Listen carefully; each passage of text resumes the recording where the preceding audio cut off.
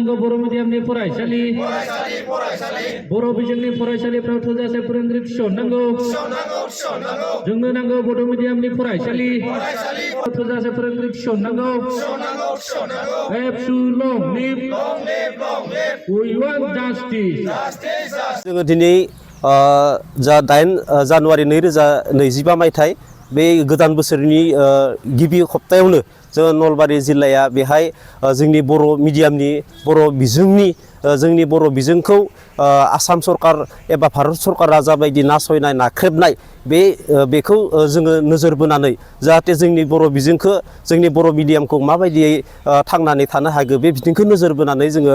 नलबारि जिल्लाया जोंनि नलबारि जिल्लानि सिङावनो थानाय नैबे थमथमा ओनसोलाव जों बे हाबाफारिखौ मावफुंदो दा जोंनि नलबारि जिल्लायाल' मावदो बिदि नङा सारा आसाम नाङैनो जेसेबां बर' ओनसोल दङ बा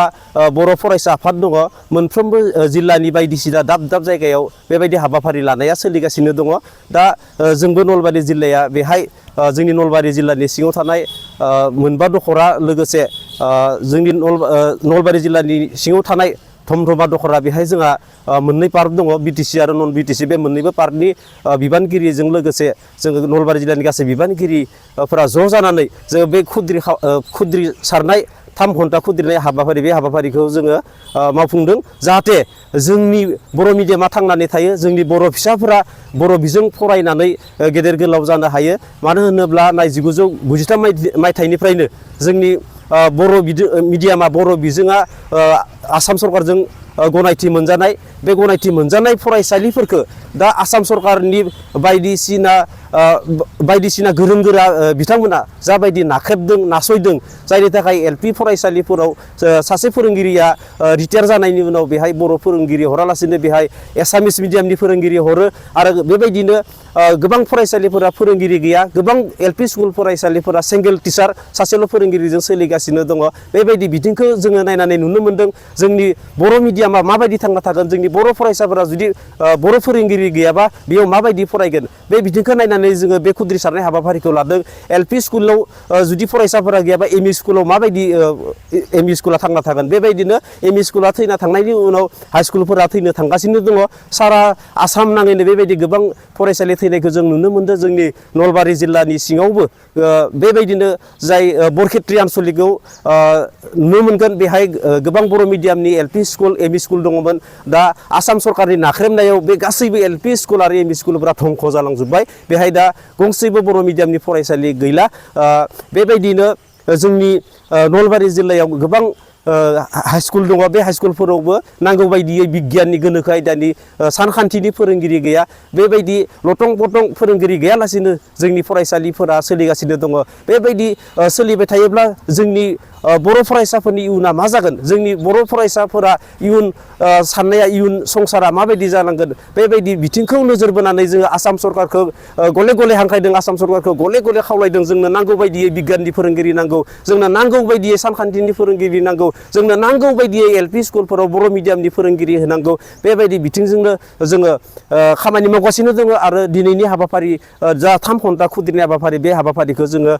मावफुंगासिनो दङ जोंनि गुबै थांखिया जाबाय जोंनो बर' मिडियामनि जोंनो थोजासे फोरोंगिरि नांगौ जोंनि ओनसोलाव थानाय गोबां सिंगल टिचारनि फरायसालिफोराव जोंनो नांगौ बायदियै फोरोंगिरि होनांगौ आरो जा निल टिचार बे फोरोंगिरि गैयै फरायसालिफोराव जोंनो नांगौ बायदियै फोरोंगिरि थिसननांगौ लोगोसेनो जेन जोंनि बर' हारिया बर' माहारिया थांनानै थानो हानाय बायदियै जोंनि राव थुनलाइया थांना थानाय बायदियै जोंनि बर' मिडियामा थांना थानांगौ बे बिथिङैनो जोङो दिनैनि बे हाबाफारिखौ खुद्रिनाय हाबाफारिखौ लानानै सोलिगासिनो दङ नैबे भेन्सार स्कुल प्रभिन्सियेलाइज खालामनायनि बिथिङाव नाय आसाम सरकारजों गोबां खेब रायलायबाय बिथांमोना रायलायनायनि मुङाव रायलायो सावरायलायनायनि मुङाव सावरायलायो नाथाय दिनैसिम जोंनि बिटिआरनि सिङाव आरो बिटिआरनि बायजोआव गोबां भेन्सार फरायसालिफोर दङ बे फरायसालिफोरखौ प्रभिन्सियेलाइज खालामनायनि बिथिङाव जोङो दासिमबो सरकारखौ गोसो होनायखौ नुनो मोनाखै जोङो गोबां सम रायलायनायखौ नुनो मोनदों बिथांमोना गोबां सम रायलायदों नाथाय बिथांमोना रायलायनाय बा सावरायनायनि मुङाव सावरायनायखौ खालामबाय थादों नाथाय दिनैसिम बे भेन्सार फरायसालिफोरखौ प्रभिन्सियेलाइज खालामनायनि जा खामानि मावनांगौ बे खामानि मावनायखौ जोङो नुनो मोनाखै थारैनो बेखौ जोङो मोनसे बर' हारिनि बर' राव थुनलाइखौ फोजोबस्रांनायनि मोनसे जोङो षड़यन्त्र होननानै साननो नांगोन मानो होनोब्ला नाय जोङो एलपि स्कुलाव जुदि जोंनिया सासे फोरोंगिरिया रिटायार जाना थांनायनि उनाव बेयाव नुनो मोनो गुबुन नन बर' टिचारखौ बेहाय एपइन्टमेन्ट होनाय जायो बे बिथिङाव जोङो नुनो मोनदों बेहाय सासे नन बड' फोरोंगिरिया माबायदि सासे बर' फरायसाखौ मोजाङै गोग्गो बर' बिजोंनि सोलोंथाइ होनो बेबायदि बिथिङावनो जोंनि फरायसालिफोरा एलपि स्कुला दुरबल जालांगासिनो दङ बेबायदि एलपि स्कुला दुरबल जानानै जोंना एमइ स्कुला दुरबल जादों एमइ स्कुला दुरबल जायोबा जोंनि हाइ स्कुल लेभेला दुरबल जालांनाय बे बिथिंखौ जोङो नोजोर बोनानै जोङो आसाम सरकारखौ बुंनो हायो जोंनि मिडियामखौ जेरैखि जाया धंख खालामनाय षड़यन्त्र खालामदों होननानै जों बेखौ थारलायैनो बुंनो हायो दिनै जा जोङो खुद्रिनाय हाबाफारि लादों बे खुद्रिनाय हाबाफारिनि गेजेरजों जुदि आसाम सरकारा सावरायलायनायनि गेजेरजों जुदि मोजां जुदि थांखियाव फैयाबा जोङो दिनै 3 घन्टाल'सो जोङो खुद्रिनाय हाबाफारि लादों बेनिख्रुइ जोङो बांसिन गोख्रोंनिख्रुइ गोख्रों आन्दालन खालामगोन होननानै जोङो खोथा होदों जों बेनिख्रुइ गोख्रोंसिन आन्दालन खालामनाय जागोन